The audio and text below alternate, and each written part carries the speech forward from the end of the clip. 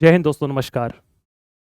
जैसा कि आप सभी को पता है कि एमपीएसआई 2025 का जो पेपर है वह अपने 16 जनवरी को अपने निर्धारित समय से होने जा रहा है। ये एग्ज़ाम कई शिफ्टों में होगा और कई दिन चलने वाला है। किसी का 16 को होगा, किसी को 17 को, किसी को 18 को, और 2 शिफ्टों में पेपर होगा। अब बहुत सारे बच्चों के दिमाग में प्रश्न आ रहा होगा कि सर, एग्ज़ाम जो है उस एग्ज़ाम की डेट बिल्कुल निर्धारित हो चुकी है। यहाँ पर बढ़ने की भी कोई ऊपर नीचे संभावना नहीं है। और इस सिचुएशन में मैंने अक्सर विद्यार्थियों को पाया है कि उनके दिमाग में हमेशा एक चीज़ रहती है कि सर, समझ में नहीं आ रहा कि क्या करें, 10 दिन बचा हुआ है। और बड़ी पैनिक स्थिति है, क्योंकि जब हम किसी एग्ज़ाम को बहुत टारगेट करते हुए तैयारी करते हैं, एक बहुत समय देते हैं, तो हमारे दिमाग में दोनों चीज़ें होती हैं। कभी हम सकारात्मक भी होते हैं और कई दफ़ा हम नकारात्मक भी होते हैं। कि दोनों ही चीज़ें हमारे मस्तिष्क में चलती हैं। अब हम इन चीज़ों से कैसे अपने आप को हैंडल करें, कैसे अपने आप को मोटिवेट रखें और कहीं पैनिक सिचुएशन में एग्ज़ाम हॉल में ना जा कर के कहीं अपने पेपर को बिगाड़ने ना लग जाएँ, इनसे हमें बचना है। तो आखिर फाइनल हमें इस कंडीशन में क्या करना चाहिए? तो मैंने सोचा इसके लिए आपको एक छोटा-सा वीडियो बना देता हूँ। जो बच्चे पैनिक हो रहे होंगे, तो कम से कम थोड़ा-सा मोटिवेट हो जाएँगे और एक उनको सही दिशा मिल जाएगी कि क्या करना है इस सिचुएशन में।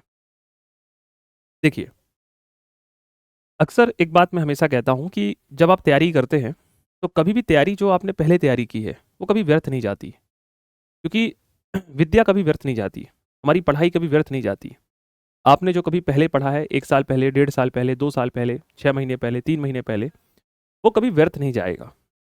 वो काम आएगा आपके। क्योंकि जब हम किसी चीज़ में समय देते हैं ना, जब हम कहते हैं ना, जब किसी को हमने इनपुट दिया तो आउटपुट तो हमें मिलेगा।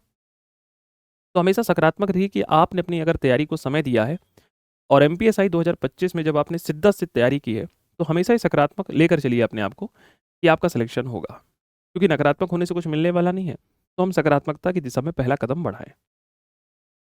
दूसरी बात यहाँ पर ये है कि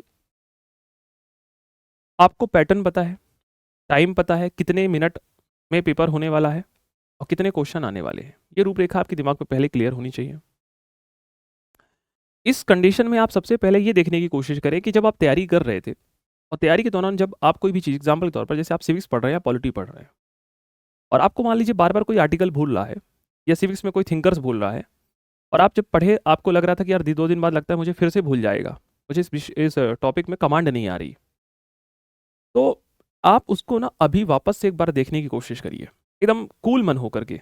एक बार देखते रहिए सरसरारी निगाहों से, एकदम आराम से चीज़ों को देख लीजिए कि भाई ये जब मैं पिछले बार भी पढ़ रहा था तो मुझे थोड़ा-सा लग रहा था कि ये भूल सकता हूँ।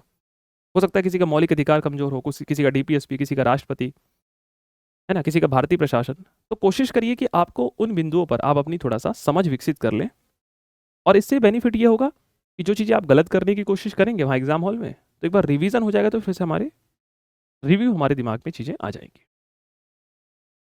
एक बात जो सबसे इम्पोर्टेंट है वो ये है कि जब हम इस फ़ेज़ में आगे बढ़ रहे हैं, तो 3 दिन का समय है हमारे पास, तो हम सबसे पहली बात ये करें कि जो चीज़ें हमने पढ़ी हैं, उसपे हम कॉन्फिडेंट रहें कि भाई आएगा तो मैं कर लूँगा, कोई माइनस मार्किंग नहीं है। तो पैनिक होने की आवश्यकता यहाँ पर नहीं है। 4 ऑप्शन है, क्वेश्चन को ध्यान से पढ़िए, एकदम बारीकी से पढ़ना है और उत्तर देना है। कई बार हम आंसर को अधीरता के साथ गलत कर देते हैं कि हमने क्वेश्चन आधा पढ़ा और हमें लगा कि यार नहीं, क्वेश्चन यही पूछ रहा है और हमने जल्दी से टिक कर दिया। अब जब आप एग्ज़ाम हॉल में जा रहे हैं, क्योंकि लगभग समय कम है और एग्ज़ाम हॉल में जब जाएँ तो आपको क्या सबसे पहले निर्धारित कर लेना है कि सबसे पहले अपना एडमिट कार्ड निकाल लेना है।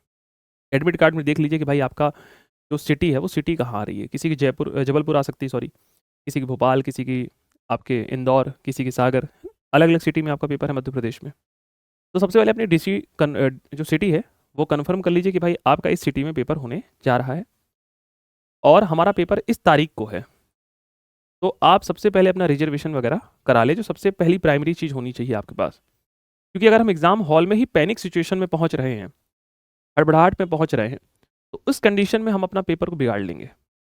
हम पहले ही पैनिक हो जाएँगे, लेट पहुँचेंगे या सही समय पर नहीं पहुँच पा रहे हैं। तो सबसे पहले ये कर लीजिए।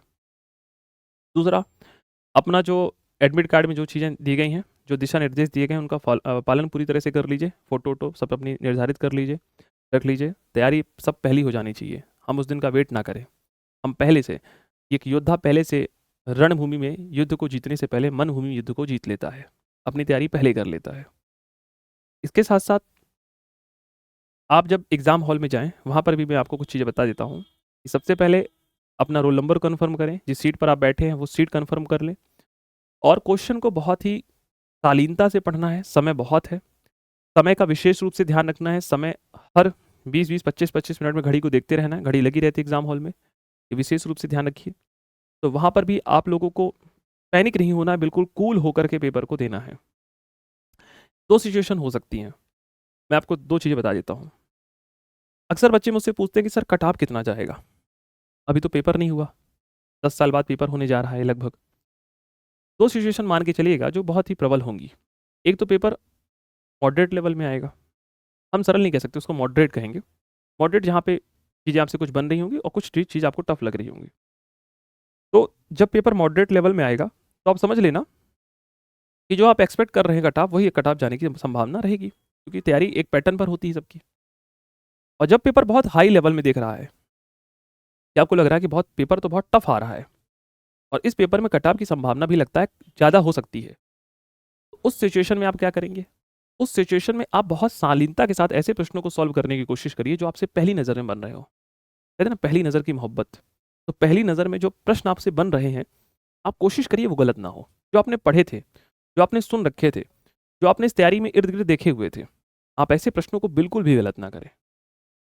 जब सबसे पहले आप ऐसे प्रश्नों को सॉल्व कर लेंगे, तो आपको बेनिफिट ये रहेगा दोस्तों, कि कम से कम आप अपने बेसिक प्रश्नों को सही कर लिए और उसके बाद जो एक मॉडरेट है, ऐसे कुछ क्वेश्चन आएँगे, जो आपको द्वंद की स्थिति में रहेगा कि इसका आंसर बी हो सकता है कि ए हो सकता है। तो कोशिश करिए फिर आप ऐसे प्रश्नों को करें और फिर लास्ट में ऐसे प्रश्नों को करें जो आपसे बिल्कुल नहीं आते हैं।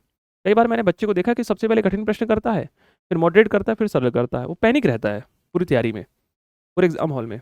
सबसे पहले बेसिक करना है, फिर जो मॉडरेट है उनको करना है और फिर जो हमको ऐसे प्रश्न करना है जो बिल्कुल हमसे नहीं बन रहे हैं। हम तब भी उसमें संभावनाएँ तलाशने की कोशिश करेंगे कि आखिर ऐसा क्यों हो सकता है? अपनी हम ज्ञानेंद्रियों का पूरा फ़ोकस करेंगे क्वेश्चन पे। तो हमें इस तैयारी में बिल्कुल भी पैनिक होकर पेपर देने नहीं जाना है। ये तैयारी 1 दिन की नहीं है।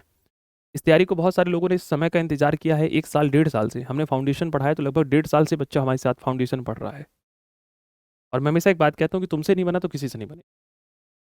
ये हमेशा इस बात को अपने कॉन्फिडेंट रखो कि अगर मैं इस प्रश्न को नहीं कर पाऊँगा तो शायद ही एग्ज़ाम हॉल में किसी का तुक्का ही बैठेगा। क्योंकि जब मैंने इतना समय दिया, 1.5 साल, 1 साल इस तैयारी को दिया, फ़ोकस करके दिया, अगर मैं नहीं कर पा रहा हूँ तो फिर कौन करेगा? पैनिक बिल्कुल नहीं होना है, क्योंकि आप जब पैनिक रहेंगे तो सिचुएशन अपने हाथ से बिगाड़ लेंगे। ठीक है? इसके साथ-साथ एकदम अभी जो 4-5 दिन है, उसमें जो सब्जेक्ट आपको लग रहा है कि ये मैं थोड़ा-सा देख लूँगा तो मेरा काम बन जाएगा, ये ट्रिक मैं देख लूँगा तो मेरा काम हो जाएगा। मैं जब तैयारी कर रहा था तो मुझे ये पॉइंट वीक लग रहा था तो मैं इसको देख लूँगा तो मेरा प्लस पॉइंट हो जाएगा। तो ऐसी विषय वस्तु को निकालिए, उसको देखिए, उस पर फ़ोकस करिए और बेहतर तरीके से उसको चीज़ों को करने की कोशिश करिए।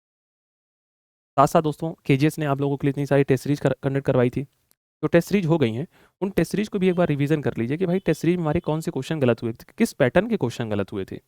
कहीं-कहीं ये पैटर्न हमारा कमज़ोर तो नहीं है। तो फिलहाल आपको अपनी तैयारी को वापस से क्या करना है, थोड़ा-थोड़ा देखकर पॉलिश कर देना है ना? जैसे अपन कपड़े पहनते हैं तो कुछ चीज़ें कई बार छूट जाती है, तो अभी जो 4-5 दिन का समय है वो ये करने का है। ये 4-5 दिन का समय ये नहीं कि हम अपने 250 पेज के नोट्स पलटा रहे हैं, हम नई टेस्ट सीरीज़ खरीद रहे हैं, हम नई बुक्स खरीद रहे हैं, ये समय गया। अब ये सब करने का समय नहीं है। जो करने का समय है वो ये है कि हमें चीज़ों को पॉलिश करना है, थोड़ा-थोड़ा जो हमारी चीज़ें छूट गई हैं और बिल्कुल कूल होकर अब एग्ज़ाम हॉल की तरफ हमें जाना है। वापस से आपको ढेर सारी शुभकामनाएँ एमपीएसआई की, कि आप अच्छे से पेपर दीजिए और मुझे उम्मीद है कि आप बेहतर तरीके से पेपर को सॉल्व करेंगे एग्ज़ाम हॉल में। बिल्कुल पैनिक नहीं होना है, आप जैसे विद्यार्थी ही सेलेक्ट होते हैं, है ना? कोई कुछ भी बोल रहा है एग्ज़ाम हॉल में, बिल्कुल कोशिश करिए आप अपने आप को ठंडा रखने की, किसी से बहसबाजी नहीं करना है एग्ज़ाम हॉल के लिए। अभी जैसे 4-5 दिन का समय है उसमें भी अपने आप को कूल रखिए। क्योंकि दोस्तों, आप जितना अपने आप को शांति के साथ रखेंगे इन 4-5 दिनों में, ये आपके रिज़ल्ट पे उतना ही प्रभाव डालेगा। तो सोचा कि एक छोटा-सा वीडियो बनाकर आप लोगों को शुभकामनाओं के साथ-साथ एक छोटी-सी रणनीति की दिशा प्रेषित कर दूँ, जिससे कि आप अपने आप को और पॉलिश कर लें, बेहतर कर लें और रणनीति को एक सही दिशा में ले जाने की कोशिश।